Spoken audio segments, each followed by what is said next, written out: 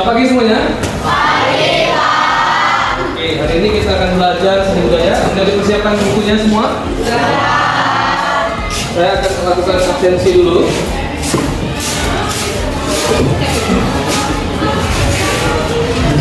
Agung Pratama, Balkis Aldinda, Brian Aga, Dava Anugrah, Rifai Tanjung, Ivania, Hadir Pak. Fadila, Hadir Pak.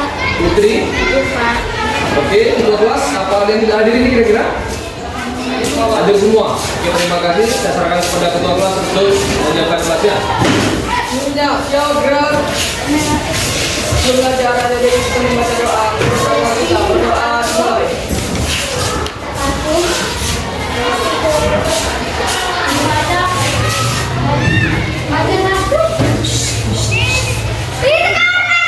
Doa selesai. Kepada Bapak Guru kita beri salam.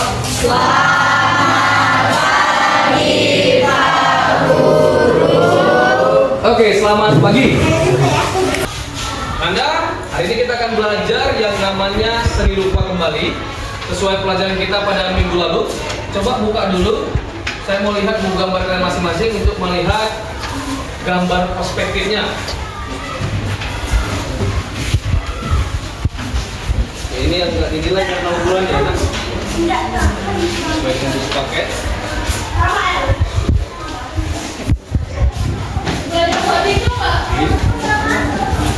Ini gambar perspektifnya ya.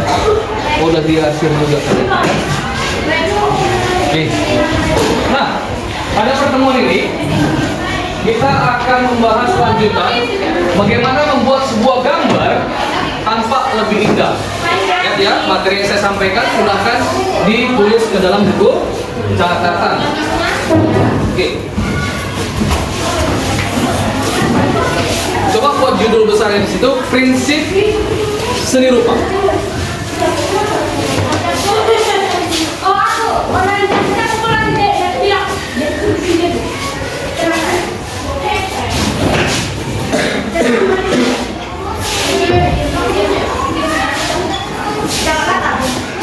Prinsip seni rupa. Yang pertama itu ada yang dibilang komposisi. Coba sama-sama katakan komposisi. Komposisi. Nah, komposisi ini terbagi atas 3.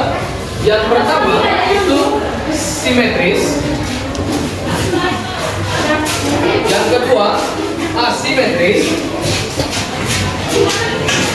Dan sentral. Ini Bapak coba contohkan bagaimana yang asimetrisnya, bagaimana yang simetrisnya.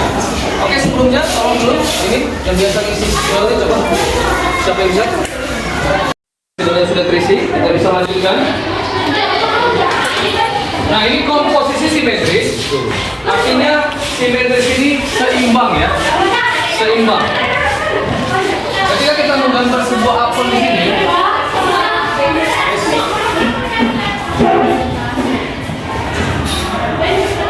ukuran apel segini, ya. Kita juga buat gambar apelnya dengan ukuran yang sama, gitu.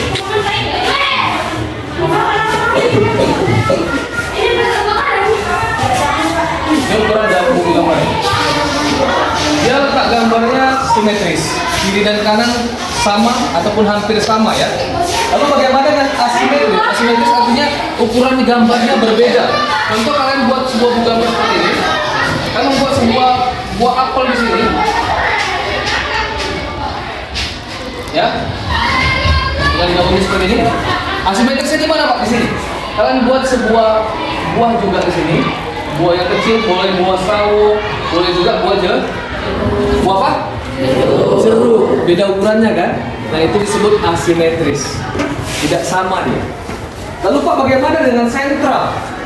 Yang sentral ini gambarnya pas di mana? Iya, di tengah kecil kan suara siapa itu? Si Safir tadi gitu. Pas di tengah-tengah. Pas di tengah. namanya sentral. Sentral itu artinya pas di tengah atau pusat perhatian. Kalau bahasa Bataknya central point. Center point atau point of view dalam sebuah karya gambar kita disebut sentral. Ya, center point. Jadi ketika kita melihat sebuah gambar langsung kayaknya di center point. Contoh coba kita lihat di sini ada beberapa gambar ya. Boleh disorot bisa kembali. Ini kira-kira center point-nya di mana? Sudah asimetris semuanya nampaknya hampir sama. Contoh gambar yang benar-benar ada komposisinya mungkin yang ini ya. Bapak sudah bawakan sebuah gambar di sini. Ada gambar apa di sini? Bisa apa? Ya, pohon di sini nampak dia di tengah-tengah. Tengah. Ini sentral, simetris atau asimetris? Sentral. Sepakat ya, ini sentral. Nah, itu menjadi sebuah prinsip yang pertama dalam menggambar. Prinsip pertama adalah komposisi. Ini kita ulas kembali. Kelas 7 kemarin, Bapak sudah sampaikan sama kalian ada prinsip yang kedua. Ada yang tahu masih ingat? Berhubungan sama gambar perspektif kalian. Coba lihat nih, gambar perspektifnya lagi. Ya, ini. Ini sebuah perspektif kamar. Prinsip dari gambar perspektif itu adalah yang kedua. Proporsi. Sama-sama katakan proporsi. Proporsi. Nah, dalam proporsi ini, ketika kita menggambar, ya, kita tahu benda itu yang lebih besar dan yang lebih kecil. Kalau perspektif kan benda yang dekat lebih besar daripada benda yang jauh. Makanya gambar itu makin lama kayak gambar jalan makin lama makin kecil. Coba kita praktekkan. Try aja. Coba gambar dulu sebuah pemandangan dengan gambar jalan yang makin kecil.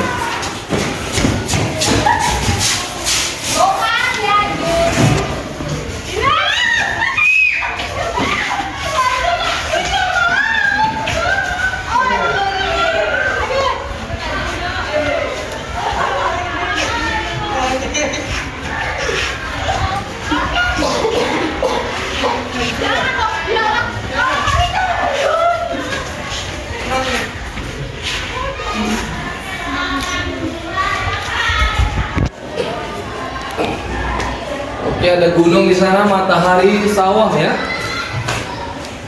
Sepertinya itu perspektif satu titik hilang. Oke, terima kasih buat Aga. Berikan applause buat Aga.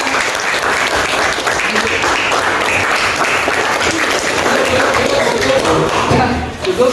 Ini yang namanya perspektif. Jalan yang dekat dengan mata, makin lama makin kecil. Ini berhubungan dengan proporsi ya. Proporsi. Lihat, buah apelnya lebih besar daripada buah jeruk. Ya.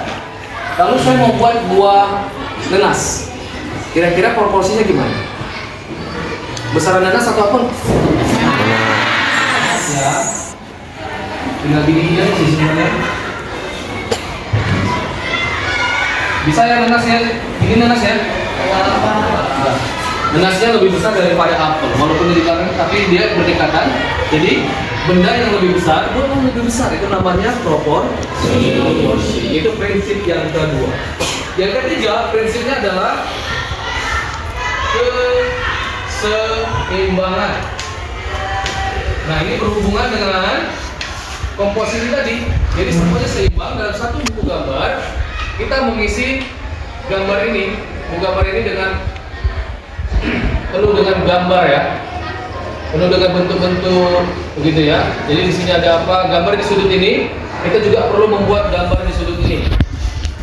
Lalu di atas juga kita isi. Jadi ada keseimbangan dalam gambar ini. Di sini ada sebuah bentuk, di sini ada juga sebuah bentuk sehingga gambar itu sepertinya nggak timpang gitu ya. Seimbang dia, keseimbangan. Berhubungan dengan komposisi. Nah yang terakhir Ananda ada namanya kesatuan. Kesatuan ini seperti apa Pak? Kesatuan ini seperti ini. Kita menggambar ada berbagai macam bentuk-bentuk benda-benda kita jadikan dalam satu bentuk gambar. Contoh yang sederhana lagi, ini ada karya teman kalian namanya si Widya Pratiwi. Lihat dalam satu buku gambar ini ada berapa bentuk? Banyak Pak. Ada banyak. Sifatnya ada apa sih ini kamu lihat? Ada kasur, ada lemari, ada kursi, ada gambar, ada jendela, Banyak Pak. Banyak ya, sama seperti yang kamu punya? Iya. Oke, itu dia yang namanya kesatuan. Ya, oke Ananda? Ya, udah. Oke Ananda, kira-kira untuk pelajaran prinsip ini, apakah sudah paham? Bisa lompat lagi? Bisa Pak. Oke, supaya kita bisa masuk nanti dalam praktek menggambarnya ya. Kamu akan hapus ini dulu.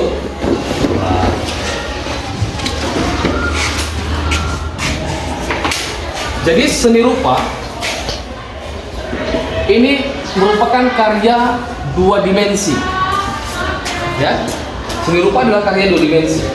Tapi kita bisa mengubahnya menjadi tampilan tiga dimensi. Dua dimensinya apa Pak? Ini sesuai dengan pelajaran matematika.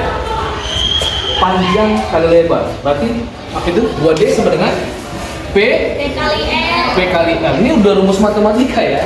Jadi dalam karya seni rupa ada panjang kali lebar. Lalu kita membuat sebuah karya di sini.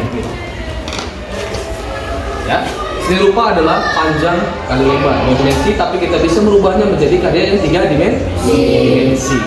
Itu dia ya. Nah, saya ada sebuah gambar di sini. Sama seperti gambar yang di situ ada sebuah gambar pohon misalnya. Ya, kita buat akarnya begini. Lalu tinggal buat daunnya. Perhatikan. Ya. Lalu untuk menambahinya saya buat sebuah batu di sini. Saya buat sebuah coretan lagi. Ini namanya apa kira-kira Anda? Arsir, good sekali, good, bagus. Arsir ya.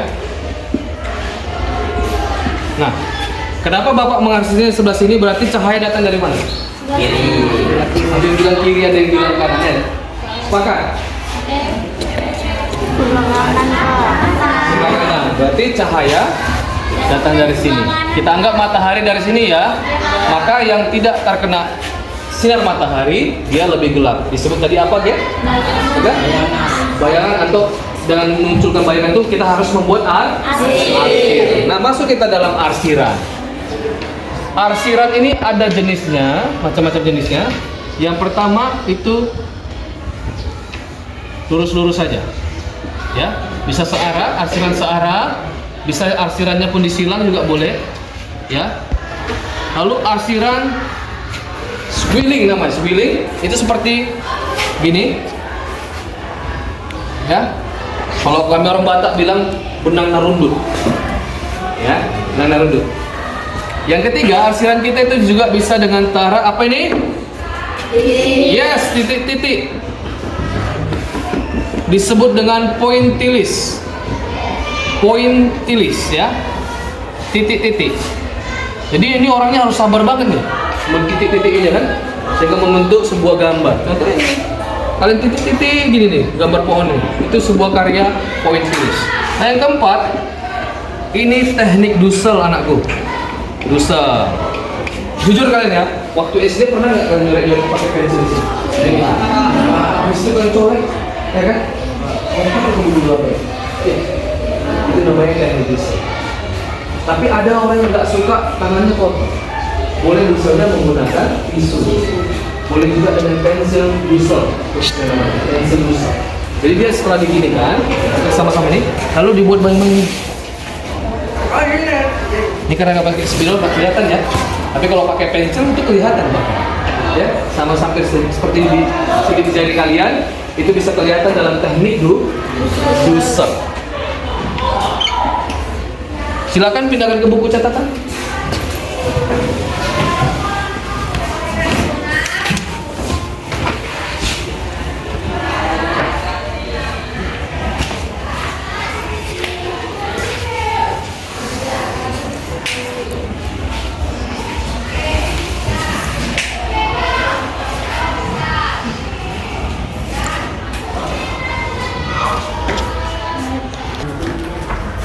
Oke Anda, setelah penjelasan tadi dan kalian sudah pindahkan ke buku catatan, kira-kira ada pertanyaan? Siapa dulu ini? Lagi dulu ya. Oke, silakan. Nah ya, pertanyaan dari si Aga, Berarti kalau kita mau buat seolah-olah dari 3 dimensi, kita harus mengakhirnya Pak Kado. Ya betul sekali, kita harus membuat arsiran dalam sebuah gambar. Arsiran yang pertama apa tadi ini? Sejajar ya? Atau dibilang garis lurus, silang, boleh. Ini yang kedua, arsiran square. Bisa juga benang dan rul. Dan kita coret-coret aja membuat sebuah benda bisa. Dengan coret-coret gini. Perhatikan ini ya. Saya coret-coret. Kira-kira jadi benda apa ini? Wah.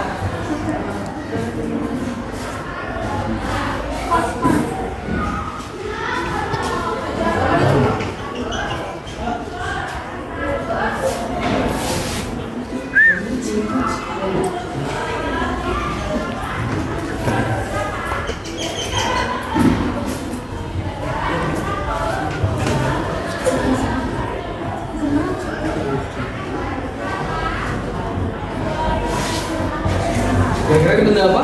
Kunci. Nah, dengan teknik arsiran seperti ini, kita bisa membuatnya. Gambar itu. Lalu yang keempat, yang ketiga tadi apa? Poin tulis. Yang keempat dusa. Itu dia. Ada pertanyaan lagi? Saya Pak. Oke, silakan. Pak, tadi kan Bapak sudah menjelaskan apa itu dua dimensi. Apa perbedaan 2 dimensi dan 3 dimensi, Pak? Nah, oke, terima kasih. Perbedaan 2 dimensi dan 3 dimensi. Nah, kalau 2 dimensi itu P kali L. Kalau 3 dimensi, dia ada tambah rumusnya P kali L dikali V. Nambah ini, Pak, ini belajar matematika atau seni rupa? Berhubungan ya Anda, kita harus belajar yang namanya literasi, numerasi juga harus ada. Nah, P kali L dikali V. Coba saya tanya lagi balik dulu si kamu Naku, sekretaris. P menurut kamu P yang di depan itu P apa? Yes, itu dia, volume. Jadi perbedaannya dalam karya 3 dimensi itu mengandung volume. Jadi saya bilang gambar 2 dimensi seolah-olah bisa kita buat dengan teknik 3 dimensi. Dengan cara apa? Dengan cara diarsir, dengan membuat bayangan sebuah benda, maka seolah-olah gambar kita menjadi sebuah gambar yang 3 dimensi. Itu dia perbedaannya. Volume, punya isi. Sama seperti karya patung, patung itu bisa dilihat dari berbagai sisi ya. Ada patung di sini, contohnya patung apa di Tolan ini ya? Tugu sawit, si patung ini tahu? Nah, kita bisa lihat dari sekelilingnya. Maka 3 dimensi itu dia punya bisa dilihat dari berbagai sisi. Tapi kalau dalam sebuah karya seni rupa, itu karya 2 dimensi, tapi juga bisa kita membuat sebuah karya dengan memanfaatkan gelap terang, memanfaatkan arsiran, memanfaatkan bayangan, bisa seolah-olah menjadi 3 dimensi. Oke, terima kasih. Oke, terima kasih buat pertanyaannya. Sudah cukup bagus sekali pertanyaannya, Ananda. Silakan perhatikan buku paket kalian di bab pertama. Ya, bab pertama.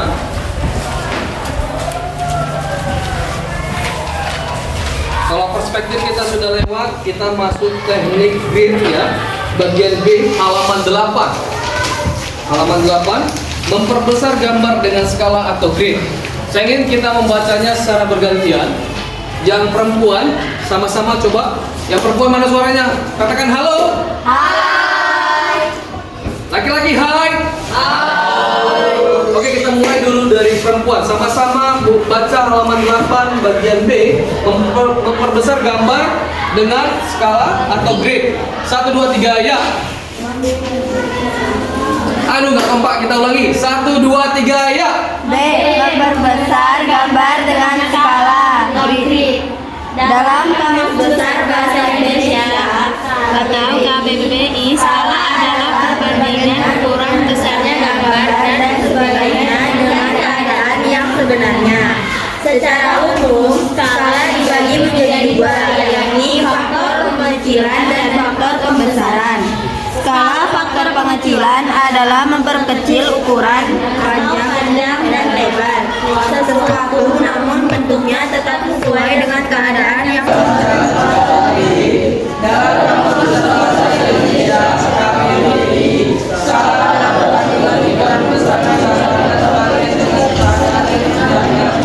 Secara umum, skala dibagi menjadi 2, yaitu faktor pengecilan dan faktor pembesaran. Skala faktor pengecilan adalah memperkecil ukuran. Ya, silakan buka buku gambarnya masing-masing.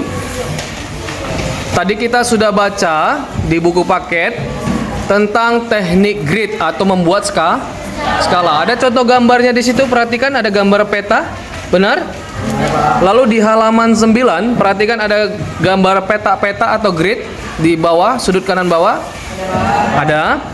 Nah, di situ dibuat ada peta-peta yang besar, lalu ada peta-peta yang kecil. Nah, Ananda, kita coba dulu membuat sebuah kreasi baru di luar dari buku paket itu.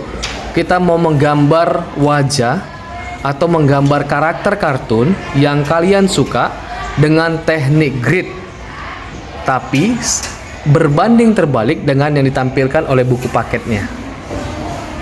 Contohnya adalah sekarang, karena hari ini kalian tidak ada bawa contoh gambar yang mau kalian buat, buku gambar yang kosong itu silahkan kalian buat bentuk peta-peta dulu. Dengan jarak berapa, Pak? Dengan jarak 1,5 cm ya per kotaknya, atau 2 cm. Ya, bawa penggaris semuanya nih. Ada yang bawa, ada yang tidak. Gak apa-apa, nanti boleh bergantian ya, Ananda. Oke, Ananda. Jadi dalam berkarya seni ini, apabila kalian bisa melakukannya dengan teknik yang kita pelajari hari ini, dengan teknik arsiran, memahami prinsip, lalu dengan teknik grid tadi, mudah-mudahan kalian bisa menggambar wajah. Ya. Hari ini kita fokus dulu untuk membuat gridnya, peta-petanya. Sangat berguna sekali Ananda ketika kalian bisa membuat gambar wajah, itu juga bisa menambah income. Ya, income itu apa? Penghasilan, uang jajan kalian. Kalau gambarnya bisa mirip gitu kan, pasti laku dijual. Kalau bisa aku pakai penggaris ya. Nanti itu garis-garis dia apa nih?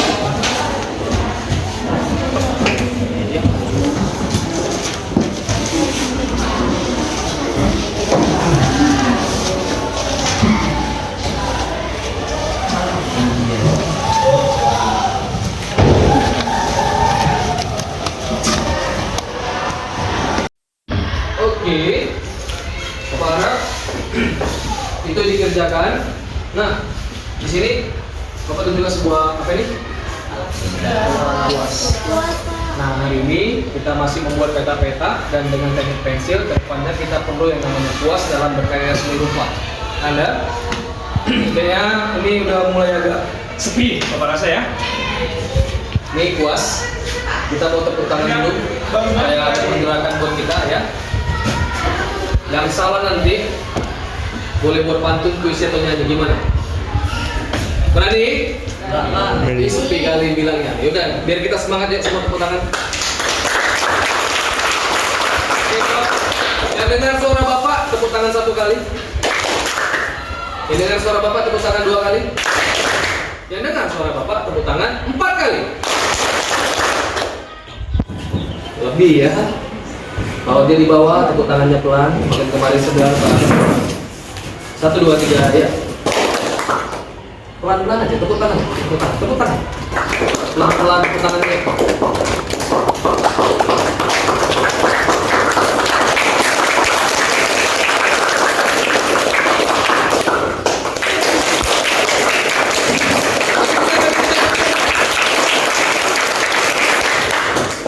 Oke.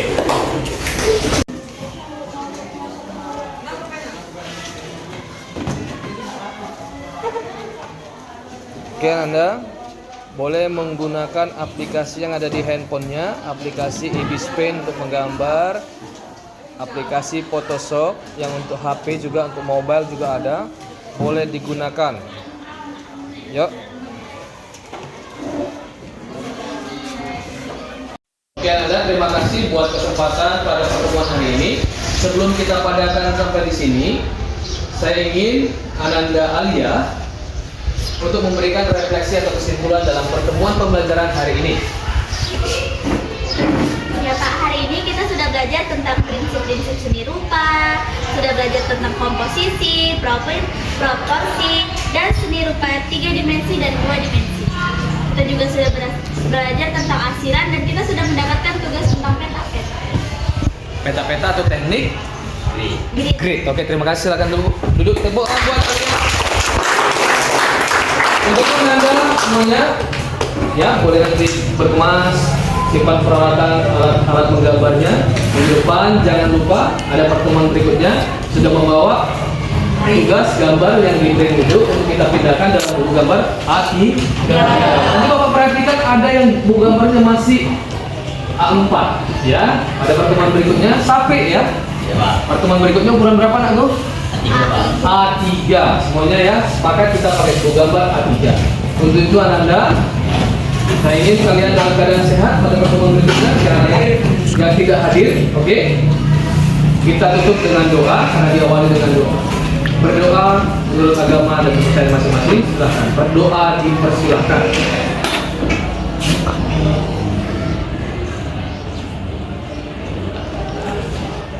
Doa selesai. Silakan tutup kelas. Kepada Bapak Guru kita, beri salam. Kepada Bapak Guru, beri salam. Ulangi. Ya, terima kasih. Pada pertemuan berikutnya Bapak harap kalian dalam keadaan sehat dan membawa seluruh perlengkapan menggambar dalam berkaryanya. Untuk itu Anda kita awali tadi dengan doa dan kita tutup dengan doa. Ambil sikap berdoa menurut agama dan kepercayaan masing-masing. Berdoa dipersilahkan. Doa selesai. Saya kembalikan kepada ketua kelas. Kepada Bapak Guru kita, beri salam.